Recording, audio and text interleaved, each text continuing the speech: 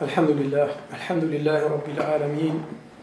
وأصلي وأسلم على أشرف الأنبياء وإمام المرسلين نبينا محمد وعلى آله وصحبه أجمعين.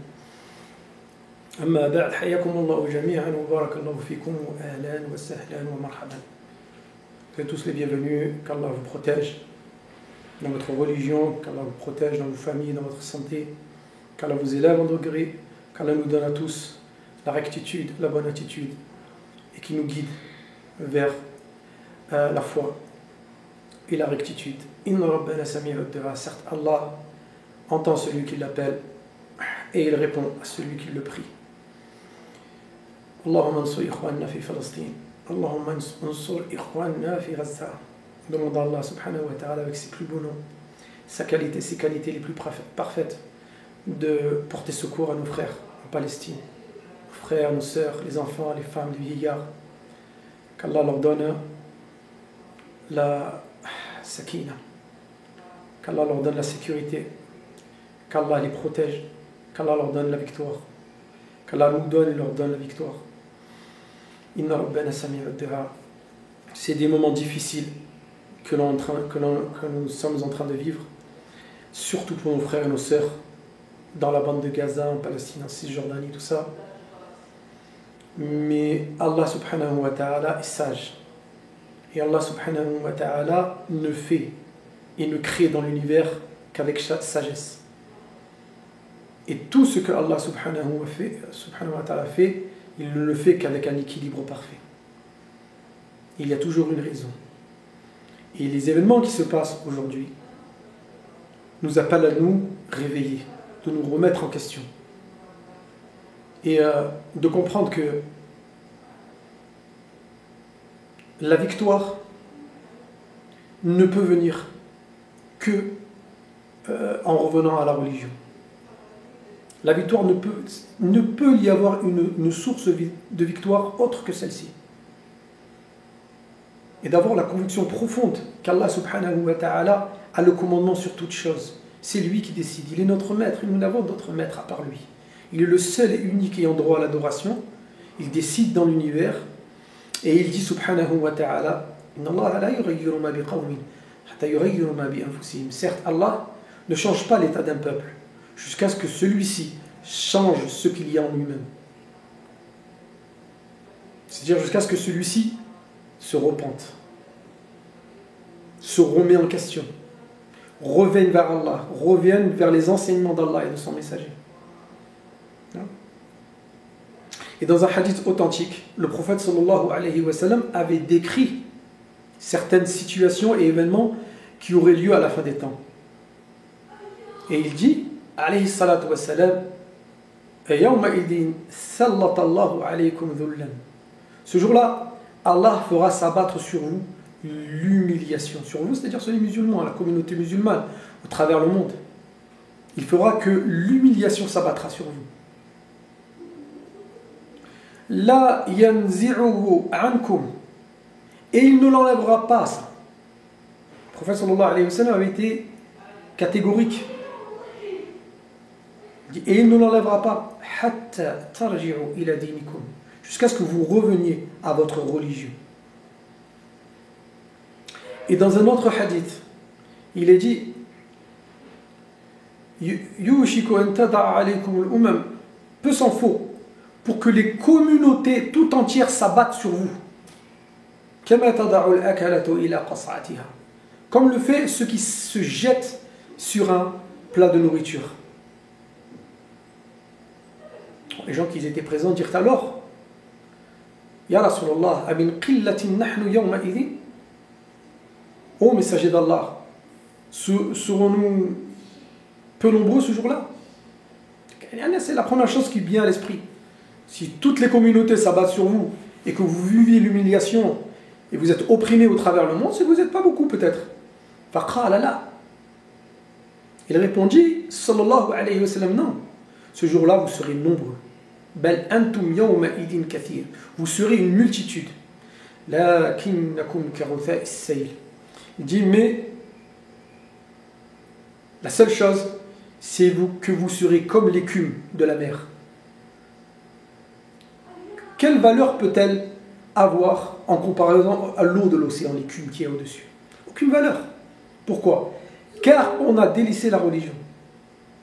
Et après, tout ce que l'on pourra faire à côté, ce sera toujours soit une chose qui est interdite, soit une chose qui est secondaire, qui est permise, mais qui est secondaire.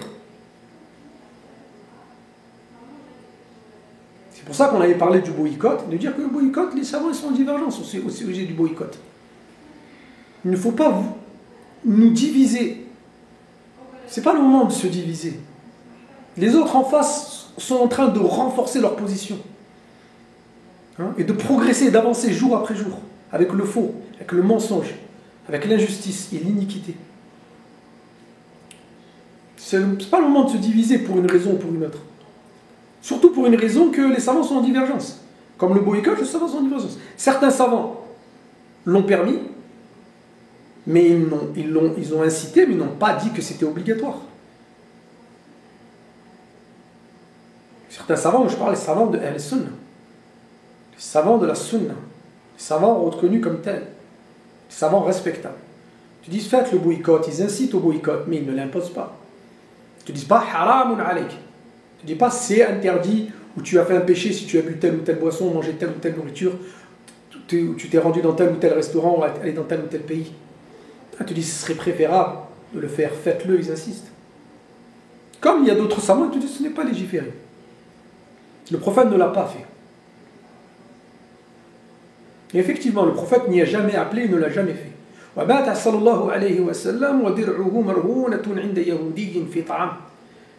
Il est mort, le prophète sallallahu alayhi wa sallam, et sa cotte de maille était hypothéquée chez un juif, alors qu'ils l'ont combattu. Ils ont combattu la religion de l'islam.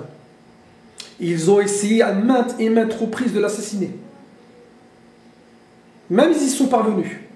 Car il est mort, le prophète sallallahu alayhi wa sallam, selon l'avis de beaucoup de savants, il est mort à cause du poison de la juive qui l'avait empoisonné. Mais malgré ça, il n'avait pas la haine, le prophète sallallahu alayhi wa sallam. Il n'avait pas la haine. Et le prophète sallallahu alayhi wa sallam suivait le changement de situation ou les événements qu'il y avait pendant la prophétie ne le faisait pas dévier du sentier d'Allah. Ne le faisait pas dévier des enseignements sacro-saints du Coran et de la Sunna. Mais il s'y a touché fortement, sallallahu alayhi wa sallam. Et il est mort et sa cotte de main était hypothéquée chez un juif. Et il acceptait leur nourriture, il mangeait de leur nourriture. Et il acceptait leurs cadeaux, sallallahu alayhi wa sallam. Pourquoi? Parce que la victoire ne peut venir que de ça, de revenir à la religion. Alors ça peut paraître simple comme ça. Ça peut paraître enfantin ou bien élémentaire ou évident. Mais ça demande du travail. Ça demande de ne pas nous diviser, d'être soudés. Et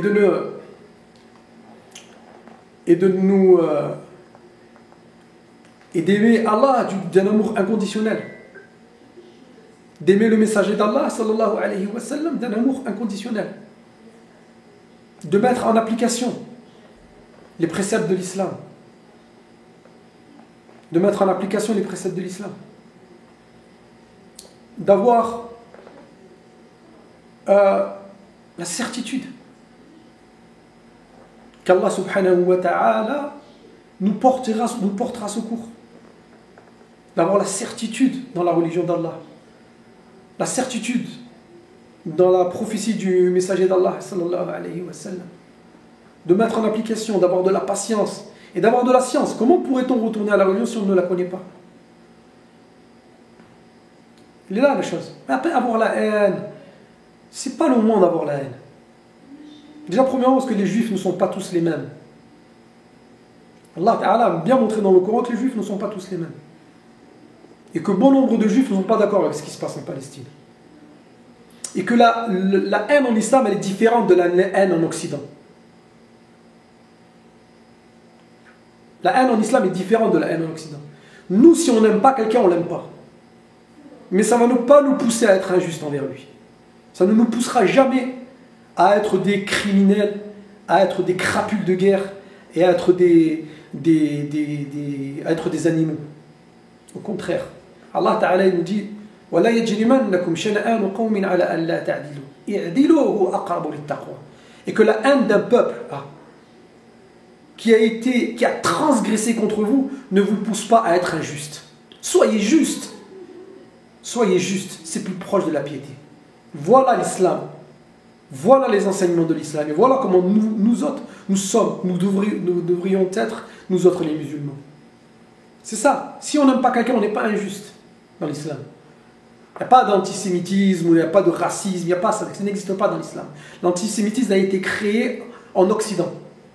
Des juifs ont vécu en Andalousie avec les musulmans. Ils ont vécu au Maroc, en Nord-Afrique avec les musulmans. Ils ont vécu sous l'époque des Ottomans, des Abbassides. Ils ont vécu sous l'époque des Othmaniyin et des Omawiyin.